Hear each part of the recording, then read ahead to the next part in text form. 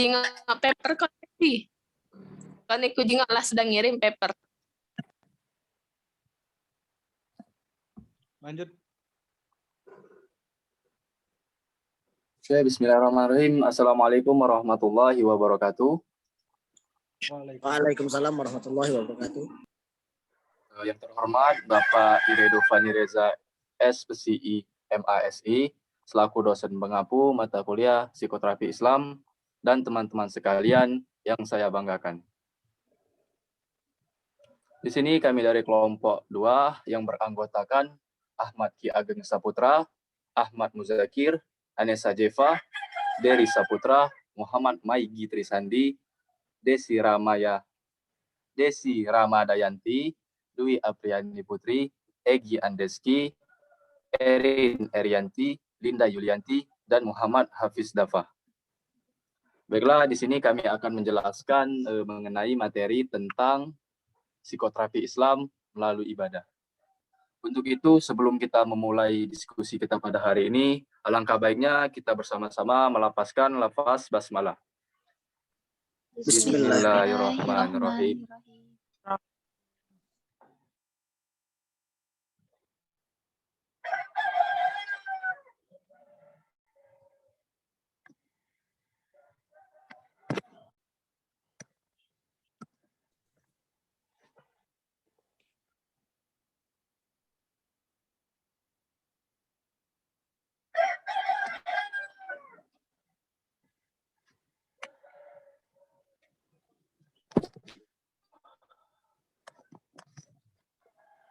Oke, langsung saja materi pertama akan dijelaskan oleh Saudara Dery dan Saudara Muhammad Hafiz Dafa. Kepadanya kami persilakan. Baik, terima kasih moderator. Pengertian psikoterapi Islam. Psikoterapi berasal dari kata fisiko, yang artinya jiwa, dan terapi yaitu penyembuhan. Jadi, psikoterapi sama dengan penyembuhan jiwa. Psikoterapi adalah pengobatan alam pikiran atau lebih tepatnya, pengobatan dan perawatan gangguan psikis melalui metode psikologis. Baiklah, akan saya lanjutkan. Menurut pendapat dari Muhammad Hamdani Bahran Az-Zaki, bahwa psikoterapi Islam adalah proses pengobatan dan penyembuhan dengan melalui bimbingan Al-Quran dan As-Sunnah Nabi Muhammad SAW, atau secara empirik adalah melalui bimbingan dan pengarahan Allah Subhanahu wa Ta'ala, malaikat-malaikatnya, dan Rasulnya. Baiklah, kembali ke moderator. Baiklah, terima kasih atas penjelasannya. Selanjutnya, materi selanjutnya akan dijelaskan oleh saudari kita Lindai dan saudari Erin. Kepadanya kami persilakan. Baiklah, terima kasih kepada moderator. Saya akan menjelaskan pengertian ibadah atau sholat, atau yang biasa kita sebut sholat. Ibadah merupakan rangkaian ritual yang dilakukan manusia dalam rangka pengabdian atau kepatuhan kepada Sang Pencipta. Ibadah dalam Islam tidak hanya sebatas pada hubungan manusia dengan Allah semata, melainkan juga terdapat hubungan antara manusia dengan manusia lainnya, serta antara manusia dengan alam. Selanjutnya akan dibacakan oleh Erin Erianti. Ya, dalam buku Silsilah Tafsir, Ayat Ahkam oleh Ustadz Isnan Ansori Alsi, secara bahasa ibadah berasal dari bahasa Arab, yaitu al-ibadah. Kata tersebut merupakan pola masdar dari kata kerja abada yabudu, yang bermakna ketaatan. Imam Al-Baqwi mendefinisikan sebagai ketaatan yang didasarkan kepada penghinaan diri dan ketundukan. Sedangkan secara istilah dalam ilmu syariah, ibadah didefinisikan dengan redaksi yang beragam. Saya kembalikan kepada moderator. Baik, terima kasih atas penjelasannya. Materi selanjutnya akan dijelaskan oleh Saudari Desi dan Saudara Ahmad Muzakir. Kepadanya kami persilakan. Baiklah, terima kasih moderator. Selanjutnya, objek psikoterapi Islam. Objek psikoterapi Islam terdiri dari 4 hal. Yang pertama yaitu moral atau akhlak. Moral atau akhlak merupakan suatu keadaan yang terdapat dalam jiwa seseorang, di mana tempat munculnya perbuatan-perbuatan yang dilakukan tanpa adanya proses pemikiran dan pertimbangan. Bentuk dari moral yaitu bisa berupa bentuk pikiran, perkataan, tingkah laku, yang merupakan bagian dari ekspresi jiwa seseorang. Yang kedua yaitu spiritual. Spiritual berkaitan dengan masalah pada jiwa, ruh yang berhubungan dengan agama, keimanan, dan kesolehan seseorang. Yang ketiga yaitu mental. Mental merupakan yang berkaitan dengan akal, pikiran, dan juga ingatan. Dan yang terakhir yaitu fisik atau jasmania, yang berkaitan dengan bentuk perubahan fisik yang ada pada manusia sebagai hal yang menunjukkan sebuah kenormalan. Kembali ke moderator. Baiklah, terima kasih atas penjelasannya. Materi selanjutnya akan dijelaskan oleh Anessa Jeva. Kepadanya kami persilahkan. Selanjutnya yaitu pendekatan psikoterapi Islam melalui ibadah. Psikoterapi Islam melalui ibadah yaitu cerminan dalam ibadah sholat, di mana melalui sholat terdapat suatu hubungan atau ikatan yang erat antara hamba dengan Tuhannya. Melaksanakan ibadah merupakan cara hamba dalam memperkuat ikatan batinnya dengan Sang Maha Kuasa, yaitu Allah Subhanahu wa Ta'ala. Dengan memperbaiki kualitas ibadah kepada Allah, maka akan muncul rasa untuk mematuhi semua perintah serta menjauhi semua larangannya. Kembali ke moderator. Baik, terima kasih. Selanjutnya, materi selanjutnya akan dijelaskan oleh Saudari Dwi dan Saudara Ahmad Ki Ageng Saputra. Kepadanya kami persilahkan. Baiklah, terima kasih moderator. Saya akan menjelaskan tujuan psikoterapi Islam melalui ibadah. Tujuan dari psikoterapi Islam menurut Hamdani Bakr Az-Zaki dalam buku konseling dan psikoterapi Islam yaitu yang pertama memberikan pertolongan kepada setiap individu agar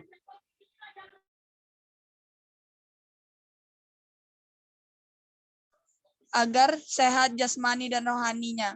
Yang kedua, pengendalian dan pengembangan potensi esensial sumber daya insani.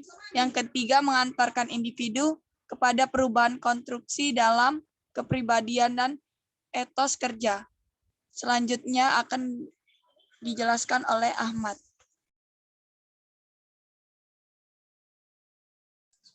Baiklah, terima kasih. Selanjutnya itu ada meningkatkan kualitas keimanan, keislaman, keihsanan, dan juga ketauhidan dalam kehidupan sehari-hari. Dan juga ada mengantarkan individu mengenal, mencintai, dan berjumpa dengan jati diri serta zat yang maha suci yaitu Allah Ta'ala. Kembali kepada moderator. Baiklah, terima kasih atas penjelasannya.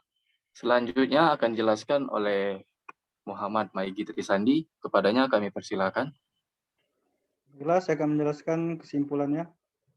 Psikoterapi dapat dilakukan melalui berbagai metode yang melalui ibadah, iman maupun akhlak. Salah satunya dengan metode ibadah yang dimana pada metode ini bertujuan untuk meningkatkan keimanan dan ibadah klien, mendalami dan mengamalkan Al-Quran. Terapi ini dapat dilakukan dengan berbagai cara yaitu melalui ibadah, sholat, melalui zakat, melalui puasa, haji, istighfar, maupun melalui terapi zikir dan doa. Dengan cara tersebut, diharapkan dapat membantu klien dapat menjadi seorang yang lebih tenang dalam menghadapi permasalahan dan mengatasi berbagai permasalahan yang dihadapinya dengan cara atau perspektif Islam. Tentu seseorang yang merasa dekat dengan Allah Subhanahu wa Ta'ala, tentu hatinya akan merasa tenang dan tentram. Jiwa semakin lapang, pikirannya semakin jernih, serta fisiknya pun akan menjadi lebih sehat. Pada terapi ini, ketika klien dapat mencapai hal-hal tersebut, tentu dapat membuat berbagai penyakit fisik maupun psikis klien menjadi lebih sehat dan terhindari dari berbagai permasalahan yang dapat mengganggu baik fisik dan psikis. Terima kasih, balik ke moderator. Baik, terima kasih Saudara Megi. Baiklah, itulah tadi materi yang bisa kami sampaikan. Selanjutnya kami akan membuka sesi tanya jawab kepada teman-teman yang ingin bertanya. Kami persilakan bisa langsung berbicara atau mengirim lewat kolom chat. kepada teman-teman yang ingin bertanya, kami silakan.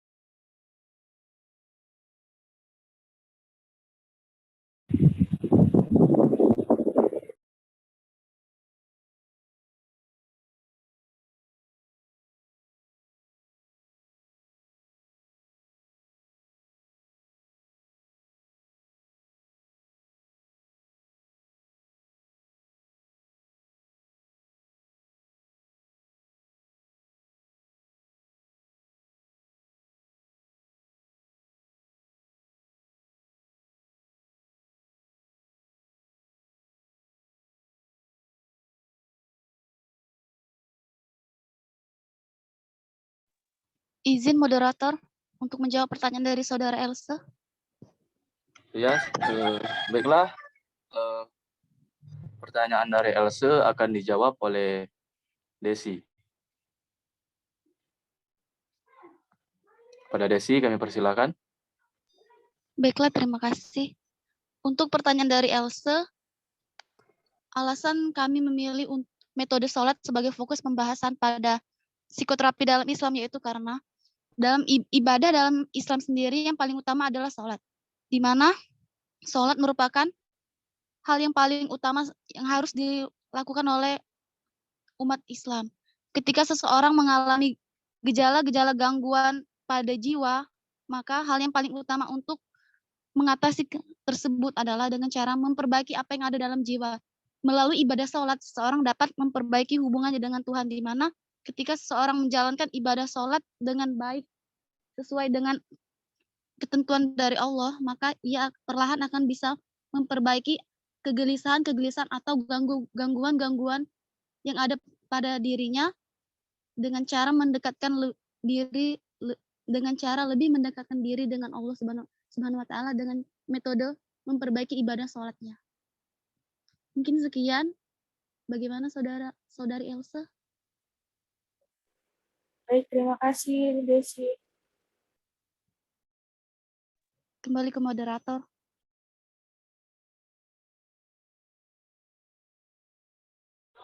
Moderator izin menjawab.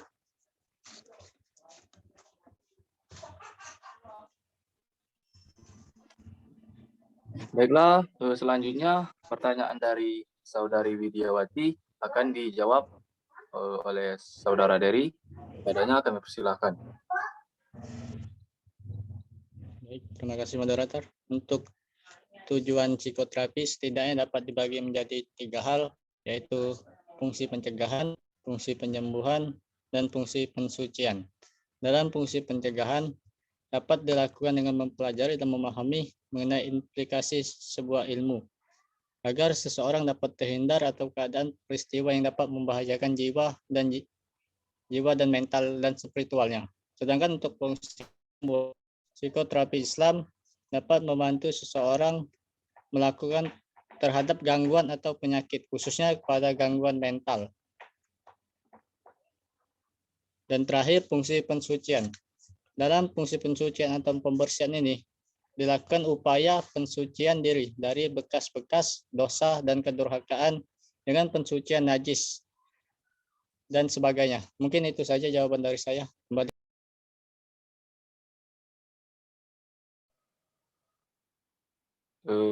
Bagaimana Saudari Widya? Apakah jawabannya sudah dipahami? Sudah, terima kasih. Ya, sama-sama.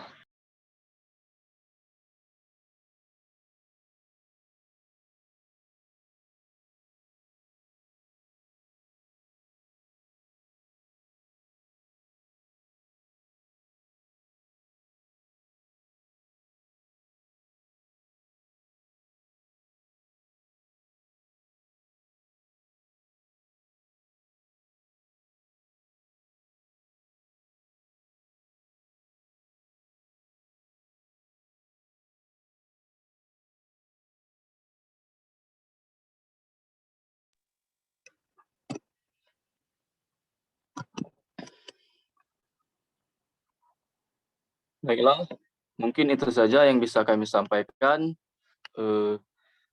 Lebih dan kurangnya kami mohon maaf. Kepada Allah kami mohon ampun. Semoga bermanfaat bagi kita semua. Saya akhiri, bila nasta'in. Wassalamualaikum warahmatullahi wabarakatuh. Waalaikumsalam warahmatullahi wabarakatuh.